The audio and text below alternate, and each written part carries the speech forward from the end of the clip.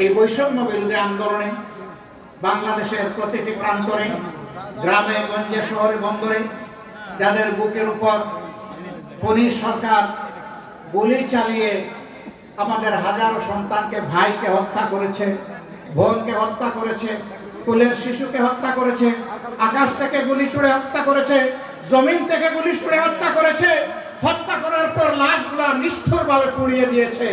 আমরা ধিক্কার জানাই। আমরা আল্লাহ তাআলার দরবারে তাদের বিরুদ্ধে আর্জি পেশ করলাম।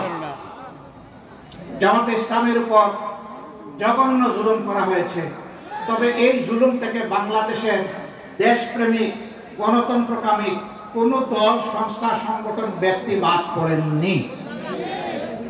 এরা রাস্তার বিক্ষোভ, ভাই বোনটি থেকে শুরু করে সকল পর্যায়ের মানুষের উপর জুলুম করেছে। বলবেন ভিক্ষুকের উপর কিভাবে জুলুম করলো? আমি একদিন গাড়ি দিয়ে যাচ্ছি, হঠাৎ করে বনানীতে নেমে গেলাম। আমার চালককে বললাম, ভাই থামো। নেমে গিয়ে একজন ভিক্ষুককে এখান থেকে জিজ্ঞেস করলাম, আপনি সারাদিনে কত রুজি করেন? আলহামদুলিল্লাহ, আমার তো রুজি 1000 থেকে 2000 হয়। আমি বললাম, ভাই আপনার বেতন তো আমার চেয়ে বেশি। পয়সা থাকে না। কেন থাকে না? বলে যে সকালবেলা এখানে বসতে হলে খাজনা দিয়ে বসতে হয়। কারে খাজনা দেওয়া? বলে যে কেদারদেরকে খাজনা দিয়ে। একজন ভিক্ষুক কেদার ছিল। এইভাবে কেদারদের পাল্লায় দেশবাসী করেছিল।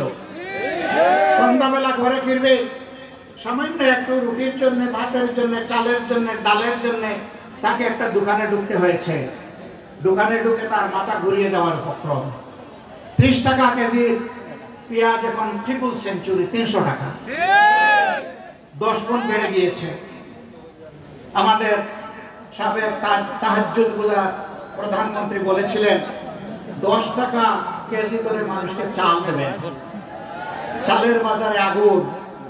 এখন আর চুলায় বসাতে হয় না, বাজারেই ওইটা ফুটতে শুরু করে। দ্রব্যমূল্যের লাগামহীন উচ্চ হারে দিশেহারা জাতি।